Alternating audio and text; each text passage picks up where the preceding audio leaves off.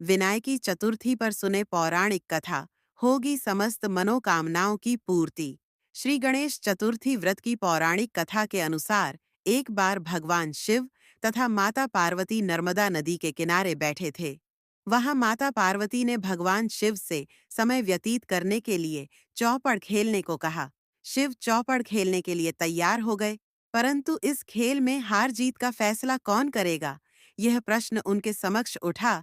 तो भगवान शिव ने कुछ तिनके एकत्रित कर उसका एक पुतला बनाकर उसकी प्राण प्रतिष्ठा कर दी और पुतले से कहा, बेटा, हम चौपड़ खेलना चाहते हैं, परंतु हमारी हार जीत का फैसला करने वाला कोई नहीं है।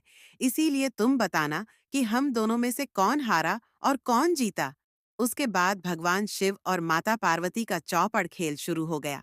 यह खेल 3 बार खेला गया और संयोग से तीनों बार माता पार्वती ही जीत गईं। खेल समाप्त होने के बाद बालक से हार जीत का फैसला करने के लिए कहा गया, तो उस बालक ने महादेव को विजयी बताया। यह सुनकर माता पार्वती क्रोधित हो गईं और क्रोध में उन्होंने बालक को लंगड़ा होने, कीचड़ में पड़े रहने का श्राप दे दिया। बालक ने माता पार्वती से माफी मांगी और कहा कि यह मुझसे अज्ञानतावश ऐसा हुआ है, मैंने किसी द्वेष भाव में ऐसा नहीं किया। बालक द्वारा क्षमा मांगने पर माता ने कहा, यहाँ गणेश पूजन के लिए नाग कन्याएं आएंगी, उनके कहे अनुसार तुम गणेश व्रत करो, ऐसा करने से तुम मुझे प्राप्त करोगे। ये कहकर माता पार्वती शिव के साथ कैलाश पर्वत पर चली गईं। 1 वर्ष के बाद उस स्थान पर नाग कन्याएं आईं। तब नाग कन्याओं से श्री गणेश के व्रत की विधि मालूम करने पर उस बालक ने 21 दिन लगातार गणेश जी का व्रत किया। उसकी श्रद्धा से गणेश जी प्रसन्न हुए। उन्होंने बालक को मनोवांछित फल मांगने के लिए कहा। उस पर उस बालक ने कहा, हे विनायक, मुझ में इतनी शक्ति दीजिए कि मैं अपने पैरों से चलकर अपने माता पिता के साथ कैलाश पर्वत पर पहुंच सकूं और वे यह देख प्रसन्न हों। तब बालक को वरदान देकर श्री गणेश अंतर्ध्यान हो गए।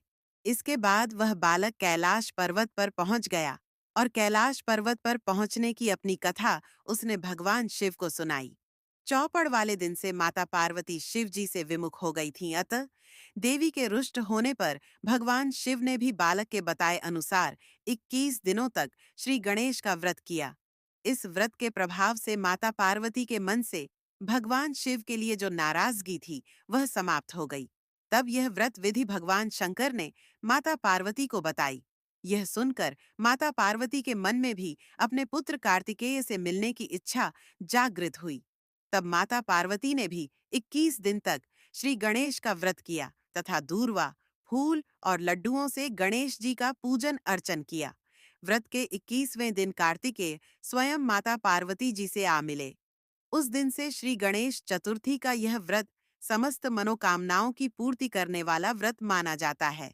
इस व्रत को करने से मनुष्य के सारे कष्ट दूर होकर मनुष्य को समस्त सुख सुविधाएं प्राप्त होती हैं।